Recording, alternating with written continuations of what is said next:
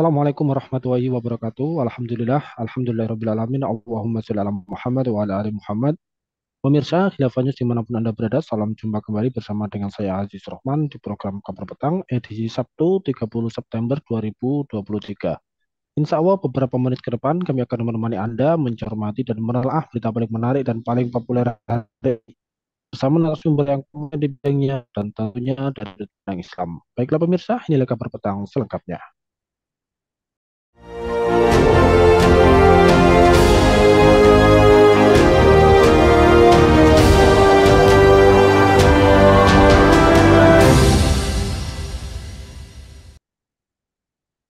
Pemirsa, putra keempat Dipa Nusantara Aidit atau yang biasa dikenal dengan DN Aidit, Ilham Aidit menyebut hingga saat ini persekusi, diskriminasi, bahkan kekerasan terhadap keturunan atau orang-orang yang berkaitan langsung maupun tidak langsung dengan Partai Komunis Indonesia masih saja terjadi di akar rumput. Padahal kata Ilham, sudah banyak aturan-aturan yang sifatnya diskriminatif terhadap PKI dicabut, juga dokumen negara tertulis dan menjelaskan dengan terang benderang mengenai peristiwa G30S. Ilham bahkan menceritakan pada tahun 2016 yang lalu saat peluncuran sebuah buku di kawasan Cikini, Jakarta Pusat, masih terjadi aksi persekusi, diskriminasi, dan juga kekerasan. Nah, pemirsa melihat dan mencermati terkait dengan hal tersebut, betulkah pernyataan dari Ilham Aidit tersebut? Apakah PKI di dalam sejarah sudah terbiasa di dalam memanipulasi fakta dan mungkinkah PKI nantinya bisa bangkit lagi? Pemirsa, untuk membahasnya kami telah terhubung dengan seorang pengamat politik dan media. Beliau adalah Bung Hanif Kristianto. Kita sapa dulu beliau. Assalamualaikum warahmatullahi wabarakatuh, Bung Hanif. Waalaikumsalam warahmatullahi wabarakatuh, Mas Aziz. Alhamdulillah. Gimana kabarnya nih, Bung Hanif? Sehat, Bung? Alhamdulillah sehat sehingga bisa bersua kembali dalam rubrik yang menarik ini. Alhamdulillah baik, Bung, menyikapi terkait dengan peristiwa 30 September ya, yang mana setiap tanggal 30 September bangsa Indonesia kembali diingatkan oleh sejarah kelam ya, yakni gerakan 30 September atau G30 SPKI.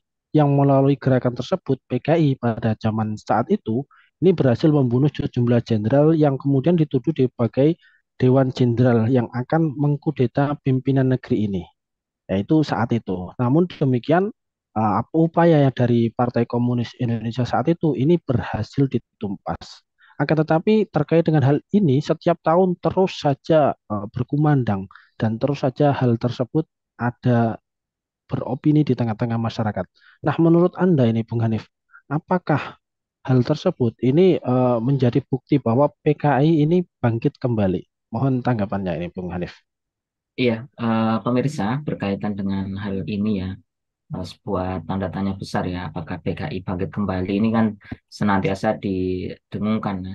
Ada juga yang mengatakan ini hanya sekedar halusinasi atau ini hantu dan juga tidak mungkin akan bangkit kembali ya. Sebab PKI sendiri juga telah dibubarkan. Kemudian anggota masyarakatnya atau anak keturunan juga telah melebur ke tengah-tengah masyarakatnya. Hanya kalau kita bicara kemungkinan, kemungkinan itu sangat mungkin terjadi ya untuk bangkit kembali. Sebab komunisme itu kalau kita amati sebagai sebuah ideologi, itu sangat memungkinkan untuk diemban oleh seseorang, yaitu pribadi-pribadi yang kemudian ideologi itu disampaikan kepada khalayak publik. Nah, faktanya juga negara komunis atau negara yang mengambil ideologi komunis ini kan sekarang masih ada ya, yakni negara sosialis komunisme seperti di Cina atau di beberapa negara yang lain. Nah, ini menunjukkan bahwa sebuah ideologi masih akan terus hidup itu kalau diemban oleh seseorang, bahkan kalau itu dipelihara dan disebarluaskan oleh negara, maka ini akan menjadi sebuah arus yang meluas ya di tengah-tengah kehidupan ini. Nah, karenanya ada beberapa hal yang kemungkinan PKI itu akan bisa bangkit kembali ya.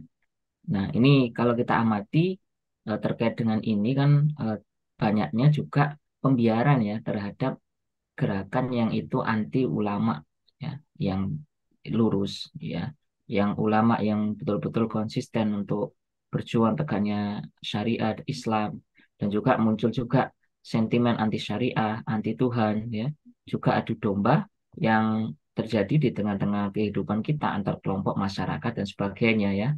Ya, ini yang menjadi satu tanda sebetulnya bagaimana kuatnya pengaruh ideologi komunisme di tanah air ini. Nah, yang kedua, bisa jadi PKI ini akan memungkinkan bangkit di tengah-tengah kita mayoritas umat Islam ini. Kalau mayoritas umat Islam ini mengalami kemunduran dan juga kelemahan pemahaman Islam dan kurangnya kesadaran politik Islam. Nah, karenanya ya kita juga tidak memungkiri bahwa ada di beberapa kalangan umat Islam yang juga menganut komunisme dan memperjuangkannya tanpa tahu kebatilan dan kesesatannya. Nah, ini ya. Dan kalau kita pahami, ya komunisme itu jelas ideologi batil, sesat dan juga bertentangan dengan Islam, baik secara akidah maupun syariahnya. Nah, begitu pula, ya tentu tidak boleh ya seorang Muslim itu ya menganut atau bergabung dengan kelompok-kelompok yang memperjuangkan komunisme. Dan upaya-upaya untuk menetralisir terkait dengan keburukan komunis di masa yang lampau itu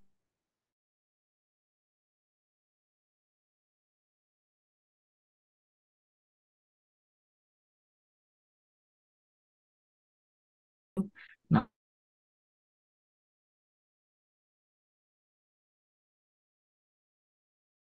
juga haknya. Masyarakat kita yang sudah memahami betapa bahayanya ideologi komunis, apalagi ideologi tersebut juga tidak mengakui eksistensi adanya Tuhan.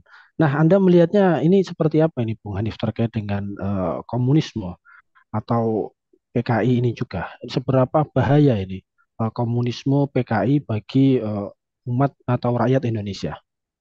Ya, kalau kita pahami ya, jelas ya tadi ideologi batil ini sangat berbahaya. Yang pertama itu kan meniadakan Tuhan ya. Dan ini tentu bertentangan dengan penciptaan manusia. Bahwa manusia itu kan tidak hadir di dunia ini serta-merta. Ada proses penciptaan. Dan tentu kalau kita katakan sebuah ideologi yang sahih atau ide yang sahih itu kan yang pertama adalah menenteramkan jiwa, ya, memuaskan akal dan sesuai fitrah manusia. Dan jelas kalau meniadakan Tuhan, jelas ini juga bertentangan dengan ketiganya. Bagaimana mungkin seorang manusia, nah, kita sebagai makhluk ini meniadakan Sang Pencipta.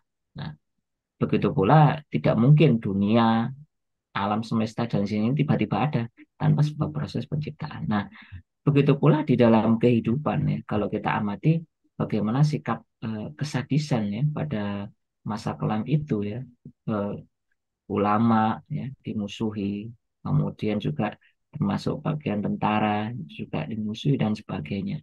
Yang alhasil mereka sebetulnya ingin merebut kekuasaan dengan cara yang kekerasan, ya, mengangkat senjata, dan ini dipengaruhi oleh ideologi eh, komunisme yang memang ya tidak mengenal halal haram, apalagi pahala dan dosa, begitu ya. Ini jelas-jelas bertentangan dengan Islam, kan begitu. Ini sangat berbahaya lah. Kalau ini dianut oleh umat Islam, ya tentu ini sangat membahayakan ya. Bahkan nanti akan menimbulkan sebuah keraguan terhadap Islam. Karenanya upaya-upaya yang terjadi tadi di tengah-tengah masyarakat, baik itu adu domba maupun sikap-sikap anti agama itu kan sangat mencuat ya. Ya, misal ya jangan kaitkan ini dengan agama tertentu, ya kan dikit-dikit bicara agama itu sebenarnya benih-benih ya untuk menumbuhkan ya sikap-sikap komunisme ya. Nah, karenanya sekali lagi siapapun yang memahami maka ini merupakan ideologi yang sangat berbahaya bagi kehidupan berbangsa dan bernegara. Kita pun juga tahu bagaimana Cina yang menganut komunisme ya. Nah, itu kan bagaimana sikap mereka kepada agama-agama di sana, kepada umat Islam, kepada yang lain juga, ya kan?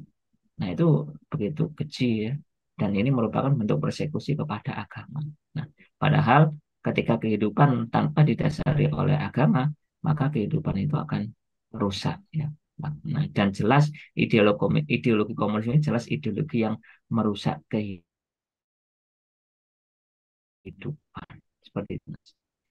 Komunisme, kita juga mengenal ada sekulerisme, kemudian juga ada kapitalisme. Nah, Bisa dijelaskan, Bung, terkait dengan sekulerisme, kapitalisme, apakah ini juga sama berbahayanya sebagaimana komunisme? Ya, sekularisme dan kapitalisme ini jelas ya kalau kita amati merupakan bagian dari ideologinya. Kalau kita mengkaji ideologi yang ada di dunia ini kan ada tiga ya. Yang pertama adalah ideologi kapitalisme sekuler, dan yang kedua adalah ideologi sosialis komunis, dan yang ketiga adalah ideologi Islam ya. Nah, ideologi ini merupakan seperangkat aturan yang nanti akan menurunkan aturan-aturan baru. Nah, dan memang biasanya ideologi ini diemban tidak hanya oleh individu tapi juga diemban oleh negara. Nah, kapitalisme dan juga sekulerisme ini kan memang asasnya itu adalah memisahkan agama dari kehidupan. Mereka masih percaya kepada Tuhan, namun dalam ruang-ruang privat, ruang-ruang pribadi, ya. Urusan Tuhan dengan manusia adalah urusan pribadi, ya. Bahkan tidak boleh agama itu mengatur kehidupan berbangsa dan bernegara. Nah, itu catatannya. Nah, alhasil ketika itu muncul dalam sebuah aturan, maka aturannya itu pada hakikatnya adalah aturan yang berlandaskan pada kebebasan. Dan standarnya yang baik buruk itu distandarkan pada selera manusia. Yang memang manusia itu ya kalau kita ketahui akalnya sangat lemah, terbatas, dan juga bisa berpotensi salah. Nah, ini juga termasuk bahaya. Nah, Nah, ini bahaya yang pertama. Yang kedua, bahaya dari kapitalisme dan sekulerisme ini jelas ya akan merusak sendi-sendi kehidupan. Contoh bagaimana ekonomi kapitalisme yang diterapkan saat ini ya, mereka menjajah negeri-negeri kaum muslimin, sumber daya alamnya dikeruk, ya, kemudian menggunakan penguasa-penguasa boneka untuk mengusir rakyat pribuminya, kan begitu ya, untuk mengosongkan lahan, untuk melayani tuan-tuannya, ya demi kepentingan atas nama investasi misalnya. Nah, bahkan sumber daya alam yang sejatinya adalah milik umat, milik rakyat itu dikuasai asing. Ya, negara hanya sebagai fasilitator, padahal sumber daya yang itu milik umat harus dikelola oleh negara untuk kesejahteraan dan kemakmuran rakyat.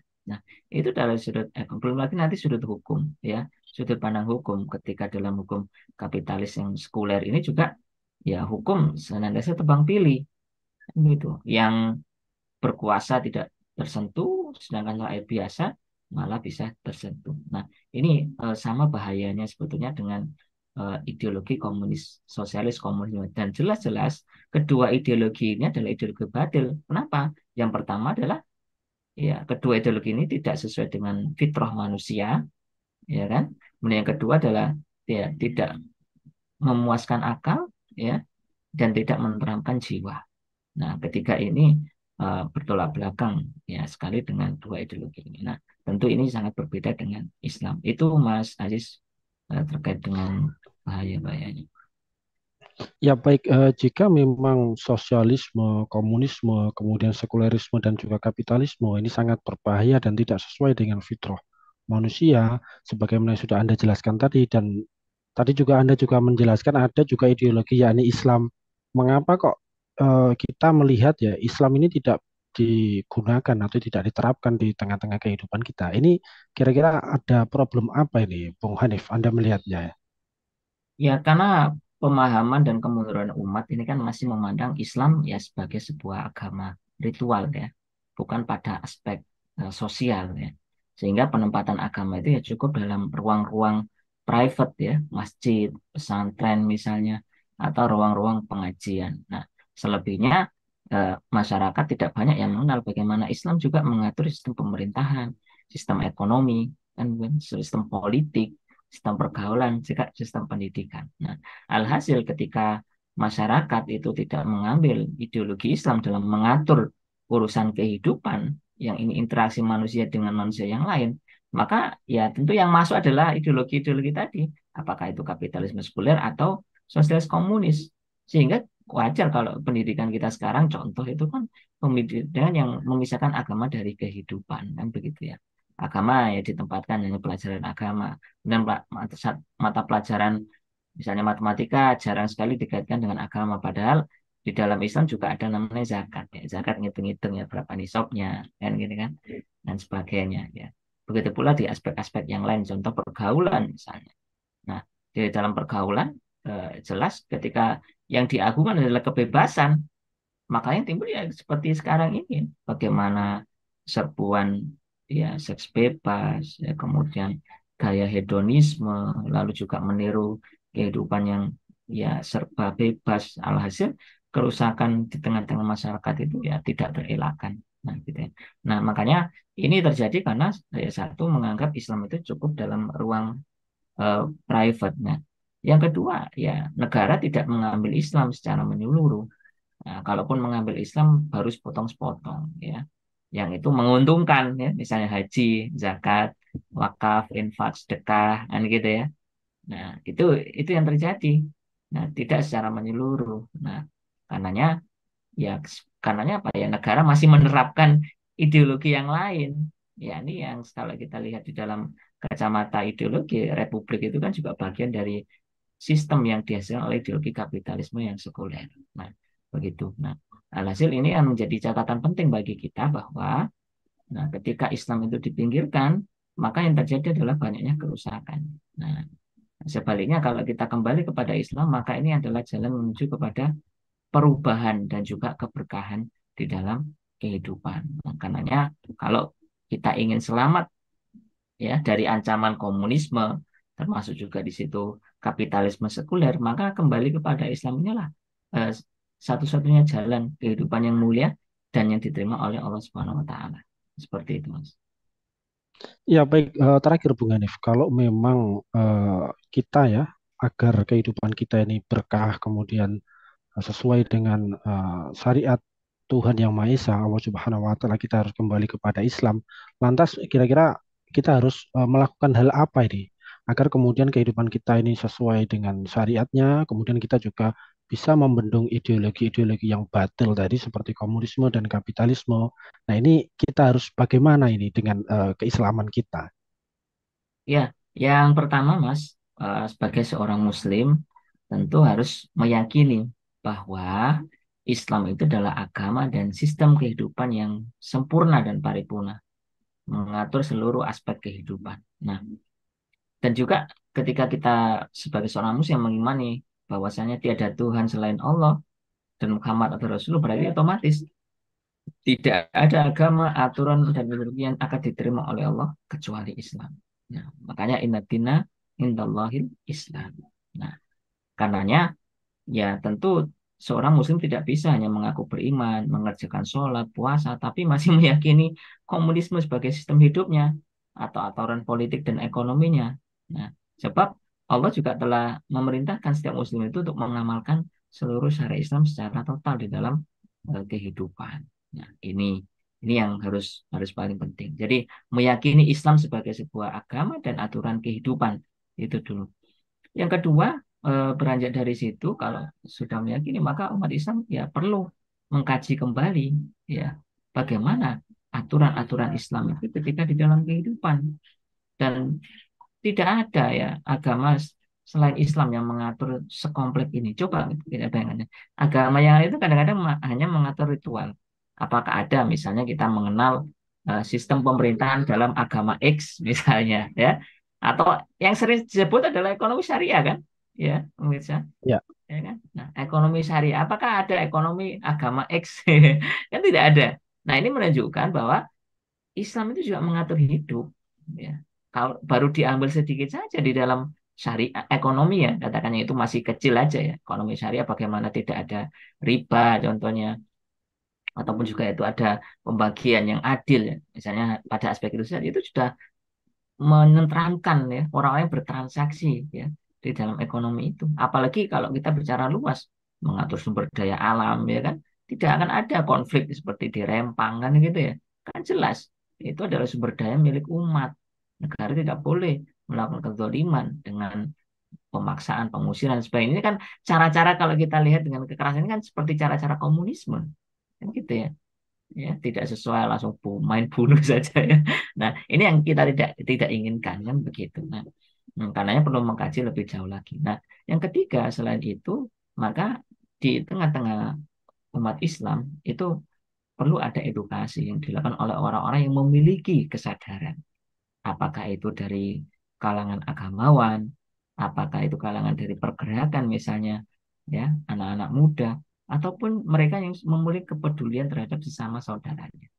Nah, karenanya di situ nanti perlu dijelaskan kepada publik apa bahaya komunisme, bahaya laten komunisme dan sosialisme, ya, misalnya anti Tuhan, anti ulama, anti syariah, dan begitu ya, suka mengambil cara kekerasan, adu domba, itu kan cara-cara mereka, kan gitu ya.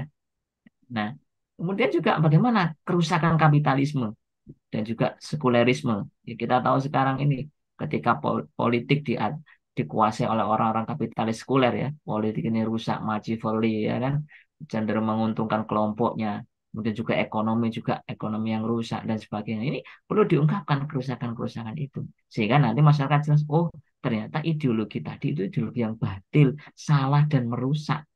Nah, sebaliknya Islam hadir sebagai solusi dalam kehidupan. Itu nanti butuh pencerahan yang tentu akan banyak. Nah, kalau mau lebih lengkap lagi, dan ini tentu yang paripurna, negara harus mengambil peran dalam mengambil ideologi Islam di dalam kehidupan. Nah, kalau kita amati di dalam sistem politik, ini namanya adalah negara khilafah yang akan mengambil syariah Islam secara kafah ya. Nah, ini yang tentu tidak akan ditemui sekarang ini ya. Makanya kenapa sekarang ini tidak ada yang mengemban ideologi Islam? Karena negara sekarang ini ya masih mengambil ideologi selain Islam ya. Meskipun di situ di diterapkan sedikit bagian dari syariat Islam. Nah, tentu kita tidak hanya ingin syariat Islam itu tergambarkan hanya dari hukumnya saja, misalnya potong tangan, rajam dan sebagainya. Tidak hanya itu, juga kompleks bagaimana Islam mengatur ketika mengatur ekonomi sejahtera, ya kan? Kalau sejahtera masyarakatnya, sejahtera ekonominya, ekonomi yang maju tentu kriminalitas juga akan menurun. Ya pergaulannya demikian ya, memunculkan generasi-generasi yang lebih baik, unggul, ya, menjadi generasi berjuang dan sebagainya. Nah tentu ini adalah perlu penerapan oleh negara sekali lagi untuk kesempurnaan, ya. Kesempurnaan apa? Mencegah ideologi batil tadi, yakni komunisme, sosialisme, dan juga kapitalis sekuler, serta untuk kesempurnaan untuk menjaga Islam ini mengatur kehidupan sehingga kita akan mendapatkan keberkahan. Itulah inti dari Islam sebagai rahmatan lil alamin. Seperti itu, Mas. Ya baik, Mas Wani, penjelasan yang sangat luar biasa ini. Syukron wa jazakumullah khairan kasiran. Terima kasih kepada Bung Hanif atas penjelasannya dan juga terima kasih telah hadir di Kabar Petang pada edisi kali ini. Insya Allah nanti kita ketemu lagi di lain waktu, lain kesempatan. Semoga Anda dan keluarga sehat selalu dalam lindungan Allah Subhanahu wa Ta'ala. Assalamualaikum warahmatullahi wabarakatuh, Bung Hanif Kristianto. Waalaikumsalam warahmatullahi wabarakatuh. Baik pemirsa, demikianlah kabar petang pada edisi kali ini. Semoga Anda mendapatkan banyak manfaat dari acara kami. Jangan lupa saksikan kami besok di jam dan channel yang sama. Dan jangan lupa juga like, comment, share, subscribe, serta klik tekan tombol loncengnya agar tidak ketinggalan update terbaru dari Khilafah News. Karena hanya di sinilah Anda akan mendapatkan informasi aktual terpopuler dan tentunya dari sudut pandang Islam. Akhirnya saya Aziz Rahman beserta seluruh kru yang bertugas undur diri. Wassalamualaikum warahmatullahi wabarakatuh.